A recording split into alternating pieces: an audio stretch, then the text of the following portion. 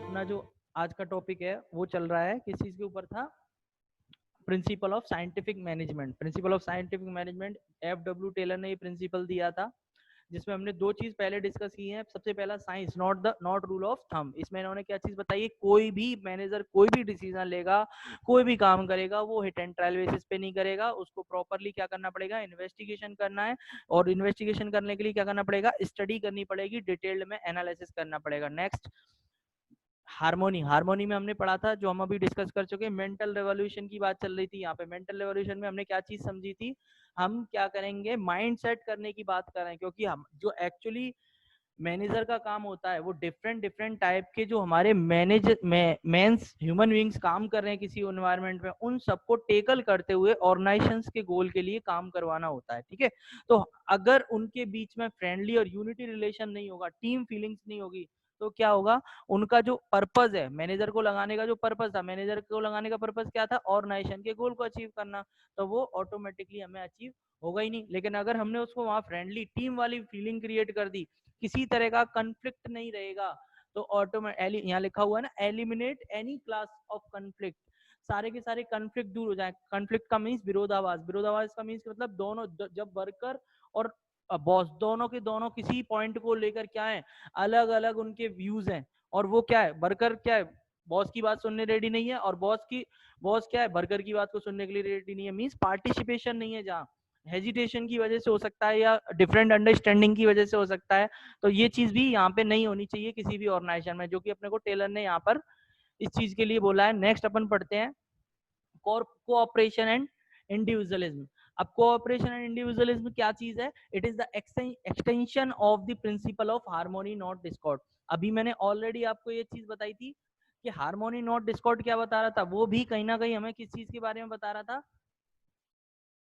एक मिनट, कोई एक क्वेरी आई हुई है इसमें, किसने मैसेज किया? चलो कुछ नहीं है। Extension of principle of harmony. Harmony not Discord में हमने अभी क्या चीज समझी थी? मैंने वहां भी आपसे यही चीज डिस्कस की थी कि हमें फ्रेंडली बिहेवियर क्रिएट करना है, यूनिटी वाला इन्वायरमेंट क्रिएट करना है। उसी चीज के लिए ये अलग से पूरा का पूरा एक पॉइंट दे रखा है। इंडिविजुअल का मीन्स हो गया एक पर्टिकुलर और पर्सन केवल खुद के बेनिफिट के लिए काम करेगा, तो कभी भी ऑर्गेनाइजेशन का गोल हमें अचीव नहीं होगा। स्क्रीन नहीं आ रही है? स्क्रीन सबके पास शेयर है जहां तक मुझे पता है। एक मिनट, स्क्रीन तो शेयर है, सबके पास शेयर है। अभी जो मैंने आपको नोट सेंड किए हैं, आप उनसे एक बार देख लो, है ना? बाकी सबके पास आ रहे हैं, यहाँ से तो शेयर कर रखी है मैंने। तो अपने को क्या करना है? अगर एक इंडिविजुअल पर्सन अपने खुद के बेनिफिट के लिए काम करता रहा, तो कभी भी हमारा ग्रुप ऑब्जेक्टिव हमें अचीव नहीं होगा। ये चीज हम मैनेजमेंट के बारे में पढ़ चुके हैं कि मैनेजमेंट का काम ही क्या होता है? ग्रुप ऑब्जेक्टिव को अचीव करवाना। ठीक है, ये सब हमको पहले से पता है। तो अब होगा कैसे? इंडिविजुअलिज्म का मतलब अपने लिए काम ना करके हमको मिलके काम करना है, एक दूसरे के साथ कोऑपरेटिव बिहेवियर के साथ काम करना है। ठीक है, there should be complete cooperation between the labour and management. आपने देखा होगा, कई कल भी मैंने एक बार आपको डिस्कस किया था कि हमारे घर में सपोज हम कोई काम करवा रहे हैं रिपेयर का, तो मैकेनिक वगैरह आता है, तो अगर हम उससे फ्रेंडली इन्वायरमेंट के साथ काम करते हैं, कोऑपरेट करते हैं, तो क्या होता है? वो कुछ काम एक्स्ट्रा करने के लिए रेडी हो जाता है, देखा होगा आपने। लेकिन बात करें कि अगर हम उसको एक ऑर्डरली कमांड वाली लैंग्वेज में बात करें उससे, तो कुछ समय बाद क्या होता है? वो इरिटेट हो जाता है और वो काम को केवल खत्म करने की कोशिश करता है। वो मीन्स क्या हुआ? खत्म करने का मतलब क्या हुआ? अपनी एफिशिएंसी पे काम नहीं करता, डिवोटेड होके काम करने की कोशिश नहीं होता है। उसका पर्पस होता है बस मेरा टाइम कंप्लीट हो, और मैं बस यहाँ से अपनी जो आज की मेरी मजदूरी है उसको लेके चला जाऊँ। राइट? तो ये चीज होती है। ये होता क्यों है? क्योंकि वो इंडिविजुअल बेनिफिट के लिए काम कर रहे होते हैं। उनके बीच में क्या नहीं होता है? कॉपरेशन नहीं होता है। कॉपरेशन का मीन्स है उनके बीच में एक दूसरे के साथ एक दूसरे की हेल्प करने वाली कोई भावना नहीं होती, कोई फीलिंग नहीं होती है। ठीक है, तो अब हमारा जो एफ.डब्ल्यू. टेलर है, वो क्या चीज बता रहे हैं? उनकी ये थ्योरी क्या कह रही है, फिलॉसफी उनकी क्या है कि अगर मैनेजर क्या है, वो बिल्कुल अगेंस्ट फिलॉसफी पे काम कर रहे हैं। उन्होंने शुरुआत से एक चीज को फोकस बनाया है, वो है कि हमको ज्यादा से ज्यादा क्या करना है? टीम और यूनिटी के साथ में काम करना है। हमें एक इंडिविजुअल को लेके काम नहीं करना है, एज ए ग्रुप एक्टिविटी की तरह काम करना है, तभी ऑर्गेनाइजेशन के गोल को हम अचीव कर सकते हैं, अदरवाइज हमारा गोल हमें अचीव नहीं होगा। कैसे, जैसा कि कल हमने पढ़ा था, मैकेनिकल इंजीनियर थे तो उन्होंने वहां पर वो चीजें होती देखी ऑर्गेनाइजेशन में जहां वो जॉब करते थे, और वहां के एक्सपर्टीज के बेस पे उन्होंने ये प्रिंसिपल निकाला है कि हमेशा ऑर्गेनाइजेशन में क्या होना चाहिए, कोऑपरेटिव बिहेवियर होना चाहिए। अब कोऑपरेटिव बिहेवियर वही अपने स्टूडेंट्स और टीचर्स के बीच का एनवायरनमेंट हो गया कि अब टीचर का कोई पर्पज नहीं है, मेरा यहाँ पे अगर सपोज पर्पज है कि मैं आपको आऊं और यहाँ पे मेरे को क्लास में आना है, 1 घंटे अपना जो भी टॉपिक है वो क्लियर करना है और चले जाना है, तो क्या बताओ, क्या आपके अंदर जो प्रॉब्लम्स चल रही होंगी वो सॉर्ट आउट हो पाएंगी? नहीं हो पाएंगी। मींस अब कोऑपरेटिव बिहेवियर क्या है? कोऑपरेटिव बिहेवियर क्या होगा, जब मैं थोड़ा सा इनफॉर्मल होकर आपके साथ इस तरह का एनवायरनमेंट क्रिएट करूंगा कि आपकी बेसिक प्रिंसिपल जो अदर देन माई सिलेबस या other than my class lecture की हैं उनको भी अगर मैं यहाँ पर टेकल करूंगा तो ऑटोमेटिकली क्या होगा, वहाँ पर एक कोऑपरेटिव एनवायरनमेंट क्रिएट होगा, आप मेरी प्रॉब्लम को समझोगे और मैं आपकी प्रॉब्लम को सॉर्ट आउट करूंगा। इस तरीके का जब एनवायरनमेंट होगा तो ऑटोमेटिकली हमारा जो गोल है, हमारा गोल क्या है, स्टडी को ज्यादा से ज्यादा एफिशिएंटली करना, जिससे हमारा गोल जो हमारी मार्क्स हैं वो हम इंक्रीज कर सकें, राइट। और ऐसे समझ सकते हैं हम अपनी कंसेप्चुअल नॉलेज है उसको इंक्रीज कर सकें, ठीक। तो ये कब हो पाएगा, जब हम कोऑपरेटिव बिहेवियर पे काम करेंगे, जो कि और कुछ नहीं है, जो हमने अभी ऊपर पढ़ा था, हार्मोनी नॉट डिस्कॉर्ड, उसी को यहाँ पर अलग से एक स्पेसिफिक बना दिया, उसमें से यूनिटी वाली बात को कि कोऑपरेट पे काम करना है हमको, ना कि अलग अलग होकर। Instead of individualism, constructive suggestion from employ must be encourage. अब ये यहाँ कंस्ट्रक्टिव सजेशन का मीन्स आप ऐसे समझ सकते हो, active participation of workers subordinate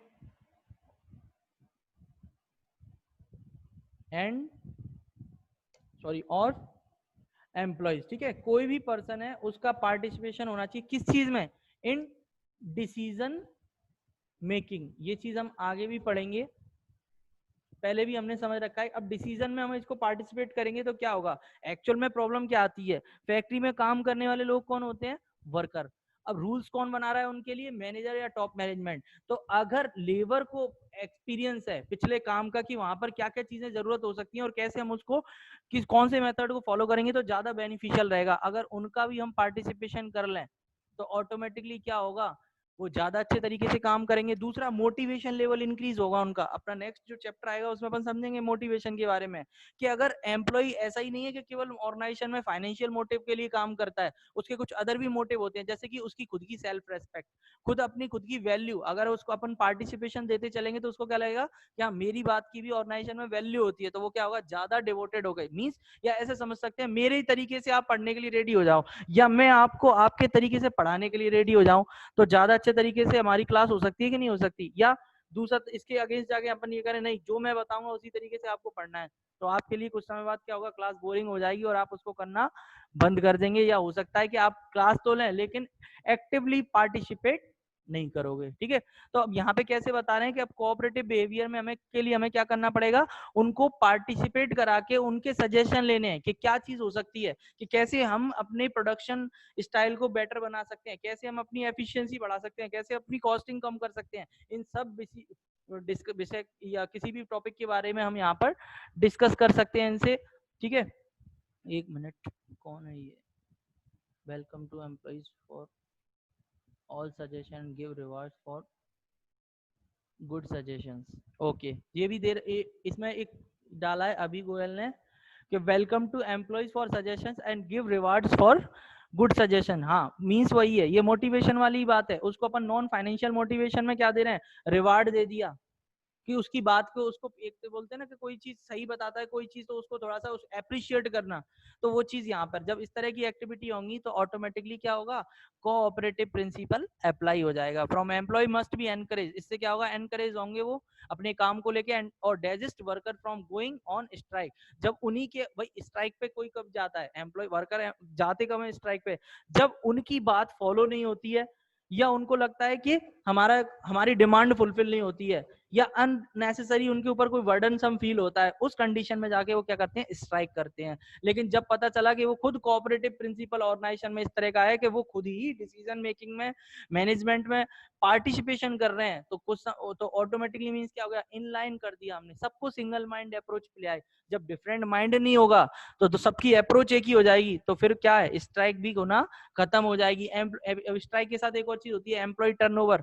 आपने देखा होगा कई ऑर्गेनाइजेशन ऐसी होती हैं जहां पर एम्प्लॉय लॉन्ग टर्म तक सर्वाइव नहीं कर पाते हैं, मींस टिक के काम नहीं कर पाते हैं, कुछ ना कुछ समय बाद क्या करते हैं, ऑर्गेनाइजेशन को छोड़ देते हैं। बहुत जल्दी जल्दी वहां पर एम्प्लॉय जाते हैं आते हैं, तो इससे क्या होता है, एफिशिएंसी लेवल खराब होता है ऑर्गेनाइजेशन का। ठीक है, तो अब यहाँ पे अगर हम कोऑपरेटिव प्रिंसिपल लगाएंगे, एक कुछ तरह का कोऑपरेटिव का मतलब है थोड़ा सा इनफॉर्मल एनवायरनमेंट अगर हम क्रिएट करके दे देते हैं, तो ऑटोमेटिकली क्या होगा, हम ज्यादा अच्छे तरीके से अपनी प्रोसेस कर सकते हैं। ठीक है, नेक्स्ट अब एक और जो इन्होंने चीज बताई है वो क्या चीज है, development of each and every person to his और her greatest efficiency and prosperity. अब यहाँ पे क्या बात चल रही है कि हमारा पर्पस क्या था, ओवरऑल मैनेजमेंट का काम क्या है, हमारी एफिशिएंसी, हमने डेफिनेशन में पढ़ा था मैनेजमेंट में एफिशिएंसी और इफेक्टिवनेस की ही बात होती है। जनरली तो काम हर कोई कर रहा है, लेकिन अगर हम मैनेजमेंट को लेके आ रहे हैं, मींस क्या है, एफिशिएंसी बढ़नी चाहिए, इफेक्टिवनेस बढ़नी चाहिए, काम टाइम पर होना चाहिए, सही कॉस्ट पर होना चाहिए, सही क्वालिटी प्रोडक्ट होना चाहिए, वेस्टेज एक्टिविटी हट जानी चाहिए, अनप्रोडक्टिव एरिया को प्रोडक्टिव एरिया में कन्वर्ट करना होता है, दैट इज कॉल्ड एफिशिएंसी।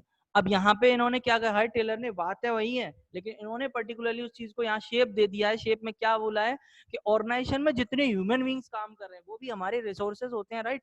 वो सारे के सारे जितने रिसोर्सेज हैं जो एक ऑर्गेनाइजेशन में काम कर रहे हैं, हमारी ऑर्गेनाइजेशन के लिए वर्क कर रहे हैं, उनकी क्या करना है, हमें ग्रेटेस्ट एफिशिएंसी पे उनपे काम कराना है। ग्रेटेस्ट का मतलब समझ सकते हैं, ऑप्टिमम, वही वाली बात, ऑप्टिमम यूटिलाइजेशन, कितना ज्यादा हम उनकी कैपेसिटी को बढ़ा सकते हैं, कितना ज्यादा उनसे उन क्वालिटी में इंप्रूव कर सकते हैं। क्योंकि जब वर्कर की क्वालिटी इंक्रीज होगी तभी तो वो अपनी प्रोडक्शन क्वालिटी को इंप्रूव कर पाएगी कोई भी ऑर्गेनाइजेशन। तो उसके लिए क्या है, सबसे पहले हमें अपनी मैन फोर्स, जितने पर्सनल काम कर रहे हैं, उन सबकी एफिशिएंसी पे काम करना पड़ेगा। लिखा हुआ है, it implies taking action for the development of the competencies of all person of an organization। Reason क्या है, क्योंकि ये भी अपने आप में एक इंपोर्टेंट रिसोर्स है किसी भी ऑर्गेनाइजेशन का, एनी ऑर्गेनाइजेशन। जो ह्यूमन रिसोर्सेज होते हैं, इसीलिए क्या होता है, अलग से एक ह्यूमन रिसोर्सेज डिपार्टमेंट होता है, वो किस चीज के ऊपर फोकस करता है, ह्यूमन वेलफेयर के लिए काम करेगा, ह्यूमंस की सैलरी डिसाइड करने, ह्यूमन को ट्रेनिंग प्रोवाइड कराने के लिए जितने भी एम्प्लॉइज हैं। पर्पस क्या है, जो एचआरएम डिपार्टमेंट बना है उसका पर्पस क्या है, ग्रेटेस्ट एफिशिएंसी पे लेके जाना उन सारे के सारे वर्कर्स को, उन सारे के सारे एम्प्लॉइज को, उन सारे के सारे स्टाफ को, जिससे कि हमारी ऑर्गेनाइजेशन का ओवरऑल ऑब्जेक्टिव हमें अचीव हो जाए। ठीक है, तो यहाँ पे डेवलपमेंट। इसके बाद पढ़ते हैं, after their scientific selection and assigning work suited to their temperament and ability। अब यहाँ एक और चीज बात हो रही है, साइंटिफिक सिलेक्शन, यहां से लेके यहां तक की बात को समझो। साइंटिफिक सिलेक्शन की मींस क्या हो गया, ऐसा नहीं कि किसी भी पोस्ट के लिए हमने किसी भी बंदे को अपॉइंट कर दिया ना, बंदा था मार्केटिंग का, हमने उसको कहां पे शिफ्ट कर दिया, परचेज डिपार्टमेंट में लगा दिया, तो क्या होगा, वो ज्यादा टाइम तक वहां पर अपनी एफिशिएंसी पे काम नहीं कर पाएगा। क्यों, क्योंकि एक पर्टिकुलर जो पर्सन होता है उसकी जो कैपेसिटी है, उसका जो एक्सपीरियंस है, उसकी जो एक्सपर्टीज है, वहीं उसी एरिया में वो काम करने के लिए रेडी रहता है। दूसरा, उसका एरिया ऑफ इंटरेस्ट, आपने देखा होगा सीवी बनता है, मींस रिज्यूम बनता है, तो उसमें लिखा जाता है interest, area of interest. Area of interest का मतलब, आप अगर सपोज एक मैकेनिकल इंजीनियर हो, तो उस मैकेनिकल इंजीनियर में भी डिफरेंट डिफरेंट एरिया होते हैं। जैसे कि कॉमर्स है, कॉमर्स में क्या है, बिजनेस भी है, इकोनॉमिक्स भी है, स्टैटिक्स भी है, टैक्सेशन भी है, ऑडिटिंग भी है, बहुत सारी चीजें हैं इसमें। लेकिन अब एरिया ऑफ इंटरेस्ट की बात करें, जैसे कि सपोज मैं आपको बिजनेस मैनेजमेंट पढ़ा रहा हूँ, मींस क्या है, मेरा एरिया ऑफ इंटरेस्ट क्या हो जाएगा, बिजनेस। ठीक है, और अगर कोई आपको इकोनॉमिक्स पढ़ा रहा है तो मींस उसका क्या हो सकता है, एरिया ऑफ इंटरेस्ट कोई दूसरा हो सकता है, इकोनॉमिक्स हो सकता है, अकाउंटेंसी वाले का अकाउंट्स से रिलेटेड हो सकता है। यही सब कुछ मिलके क्या हो रहा है, साइंटिफिक सिलेक्शन। अगर हमें किसी ऑर्गेनाइजेशन में अगर टीचर अपॉइंट करना है, तो टीचर भी कैसे अपॉइंट होगा, according to their expertise, according to their knowledge, according to their area of interest, that is called scientific selection. जब ये सारी चीजें होंगी तब तो हम उसको बोलेंगे हम प्रॉपर तरीके से उसका सिलेक्शन कर रहे हैं, साइंटिफिक बेसिस पर उसका सिलेक्शन हो रहा है। And assigning work suited to their temperament and abilities, जैसी उसकी एबिलिटी है, जैसा उसका एक्सपीरियंस है, पास्ट एक्सपीरियंस, उस सबको ध्यान में रखते हुए हम क्या करेंगे, यहाँ उसके लिए क्या क्रिएट करके देंगे, वर्क उसको अपॉइंट करेंगे। जब सिलेक्शन इस प्रोसेस इस तरह की हो जाएगी। अच्छा, सिलेक्शन और प्रोसेस कौन से वाले फंक्शन में चला जाएगा,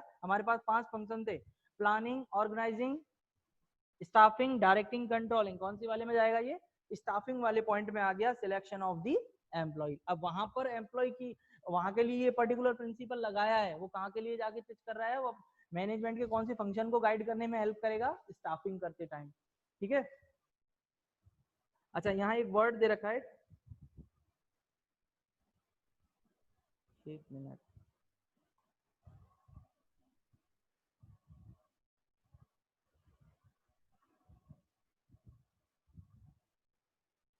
यहाँ दे रखा है टेम्परेंट एंड एबिलिटीज। टेम्परेंट एंड एबिलिटी का मीन्स वैसे तो लगभग लगभग वही है, फिर भी मैं आपको एक बार समझा देता हूँ, कोई डाउट हो तो।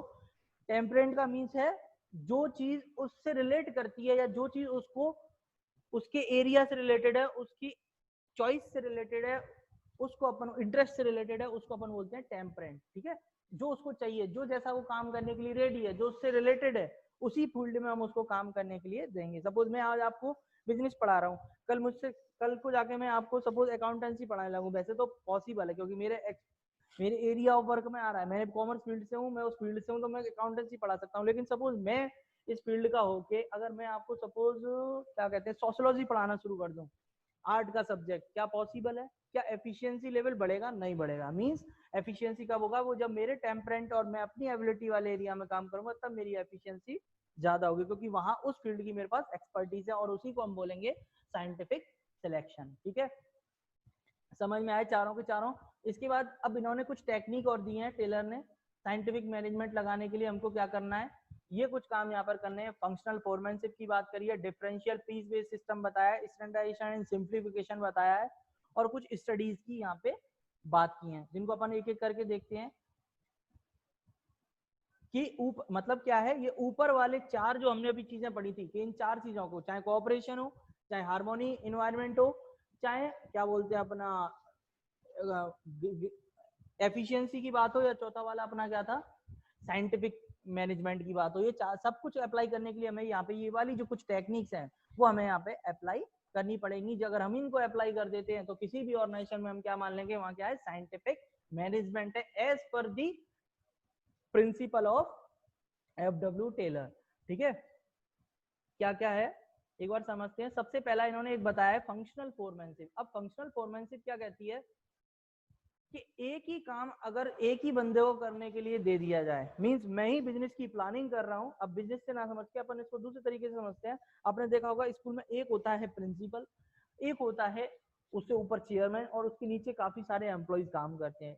Why these different type of personnels are required, reason है क्योंकि एक सिंगल पर्सन भले ही वो उस फील्ड का एक्सपर्ट हो, फिर भी वो सारे काम at a time proper way में परफॉर्म नहीं कर सकता। इसीलिए यहाँ क्या दे रखा है, functional foremanship is a technique in which planning and execution is are separate. Means planning करने वाला डिपार्टमेंट एक अलग होगा, और एग्जीक्यूट करने वाला, उसको मींस वर्क प्रोसेस में ले कन्वर्ट करने वाला डिपार्टमेंट दूसरा होगा। जैसे कि यहाँ इस चार्ट में दे रखा है, ये फंक्शनल फोरमैनशिप के बारे में बता रहा है कि फैक्ट्री मैनेजर है, फैक्ट्री मैनेजर के नीचे इसने क्या किया, दो प्लानिंग इंचार्ज लगाए हैं।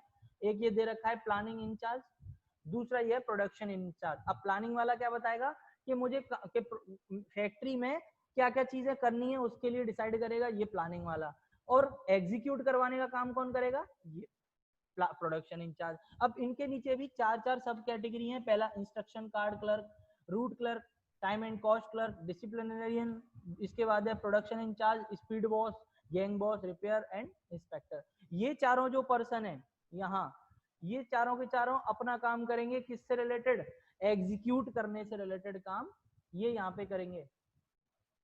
और ये जो काम करेंगे ये वाले प्लानिंग वाले, ये परफॉर्मेंस नहीं करेंगे, केवल ये प्लानिंग करेंगे कि क्या हमें फ्यूचर में परफॉर्म करना है। ठीक है,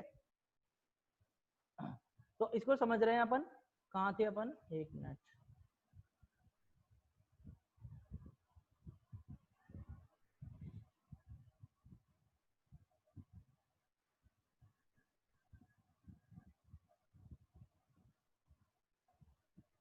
हुआ ये?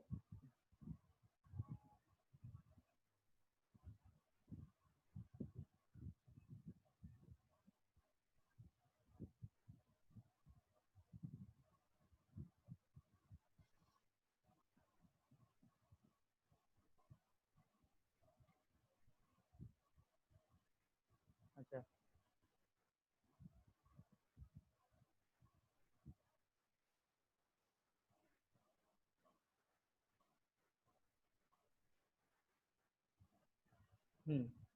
तो फंक्शनल फोरमैनशिप में क्या चीज कर रहे हैं, हमने मेन जो इनकी टेक्निक है, ये किस चीज के बारे में बात कर रही है, प्लानिंग एंड एग्जीक्यूशन वाले दोनों जो पार्ट हैं, उन दोनों पार्ट को हमें अलग अलग सेपरेट सेपरेट पर्सन को अपॉइंट करना पड़ेगा। एक इंचार्ज होगा जो प्लानिंग वाले काम को देखेगा। प्लानिंग, अब ये टॉप वाली प्लानिंग नहीं है जो हमने प्लानिंग में पढ़ी थी, ये है हर लेवल पे हर एक्टिविटी से रिलेटेड प्लानिंग की बात चल रही है। एक फैक्ट्री की प्लानिंग है। एक्चुअल में जितने प्रिंसिपल दिए हैं एफडब्ल्यू टेलर ने वो फैक्ट्री ओरिएंटेड है, वो फैक्ट्री की बात करते हैं। अभी अपन दूसरे पढ़ेंगे, वो जो प्रिंसिपल है फेयोल के, वो एडमिनिस्ट्रेटिव थ्योरीज है, ठीक है। मींस वो फैक्ट्री की मैन्युफैक्चरिंग की बात नहीं करेंगे, वो बात करेंगे कि ऑफिशियल वर्क को किस तरीके से, हमें एडमिनिस्ट्रेशन को हम किस तरीके से मैनेज कर सकते हैं, वो उससे रिलेटेड प्रिंसिपल है। तो यहाँ समझते हैं, supervision is divided into several specific functions, ठीक है। यहाँ पे जैसे कि हमने नीचे पढ़ा था, गैंग वॉश वगैरह, वो अपने अपने एरिया के इंस्पेक्शंस वगैरह कर रहे थे, जो वो पर्सनल क्या थे, अपने अपने एरिया के क्या थे, स्पेशलिस्ट थे, ठीक है। Each function is to be entrust means थमाना, किसको दे दिया जाएगा, एक फोरमैन होगा इंचार्ज, उस वो उस पर्टिकुलर फंक्शन के लिए जिम्मेदार होगा, ठीक है। There are 8 foreman in the related process और function of production for each under planning and execution who keep a watch on the all worker performance. इनका काम क्या है, keep a watch. Keep a watch का मतलब supervise. ये actual में work perform नहीं करेंगे, ये मैनेजमेंट का पार्ट है, ये काम को परफॉर्म करने के लिए नहीं लगा गए हैं। इनका लगाने का पर्पस क्या है, मैनेजमेंट को देखना। सुपरविजन वाली एक्टिविटी, जो डायरेक्टिंग वाला पॉइंट था, वो यहाँ पर मैनेजमेंट का यहाँ कवर हो रहा है, ठीक है। जैसा कि अभी हमने यहाँ चार्ट में देखा, सबसे पहले फैक्ट्री मैनेजर, फैक्ट्री मैनेजर के नीचे प्लानिंग इंचार्ज, एक प्रोडक्शन इंचार्ज, इनके नीचे भी 8 यहाँ पे अलग अलग फोरमैन लगा रखे हैं जो अलग अलग फंक्शन को देखेंगे। अब वो अलग अलग फंक्शन कैसे होंगे, और ये सबके एक ही किसके ऊपर है, वर्कर है, वर्क काम करने वाली ये वर्कर है, काम ये लोग करेंगे। ये 5 लोग, ये 8 लोग मिलके तो क्या करेंगे, ये बीच वाले जो 8 हैं वो काम क्या कर रहे हैं, केवल इन सबको सुपरवाइज करने का। कि सपोज रिपेयर वाला है, वो रिपेयर को देखेगा कि क्या रिपेयर में किस तरीके से काम होता है।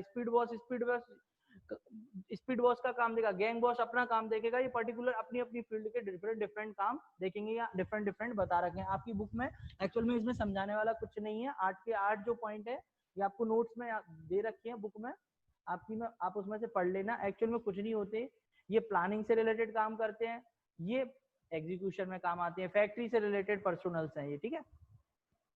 नेक्स्ट अपन समझते हैं standardization and simplification of work. थोड़ा थोड़ा गोइंग थ्रू कर लेते हैं, बाकी डिटेल में अपन कल पढ़ेंगे इसको। स्टैंडर्डाइजेशन का मतलब क्या है, हर चीज का अपन क्या डिसाइड करेंगे, एक स्टैंडर्ड डेवलप करेंगे। स्टैंडर्ड का मतलब according to our last year growth, हमारे लास्ट ईयर के रिजल्ट क्या थे, उसके अकॉर्डिंग हम आज का रिजल्ट अपना डिसाइड करेंगे। हमारे लास्ट ईयर की परफॉर्मेंस 10 करोड़ की थी, या हमारे हमने जो प्रोडक्ट बनाया था वो बी क्वालिटी का था, तो अब हमारा स्टैंडर्ड क्या होगा कि हमें बी क्वालिटी का तो बनाना ही बनाना है, बी से नीचे नहीं आएंगे। इसके लिए एक मैनेजमेंट की एक थ्योरी लगती है, मैं कई बार बताता भी हूँ, जिसको अपन बोलते हैं टोटल क्वालिटी मैनेजमेंट। ये जो थ्योरी होती है, ये थ्योरी जिन ऑर्गेनाइजेशन में फॉलो होती है, उनका पर्पस कॉस्टिंग पे नहीं होता, वो फोकस कहाँ करते हैं, क्वालिटी पे। उनका पर्पस होता है अपने प्रोडक्ट की क्वालिटी को नहीं गिरने देंगे। जैसे कि आपने देखा होगा अमूल बटर, अमूल बटर जैसा टेस्ट उसका पहले आता था, आज से 10 साल पहले, थोड़ा बहुत माइनर चेंज की कह नहीं सकते, लेकिन फिर भी वो ऑन एन एवरेज उसी टेस्ट को मेंटेन करके अपने प्रोडक्ट को प्रोवाइड करा रहा है। That is called quality of standard, ठीक है। अब सिंप्लीफिकेशन का मीन्स क्या है, जब हम कोई भी पर्टिकुलर फंक्शन को परफॉर्म करने के लिए अननेसेसरी,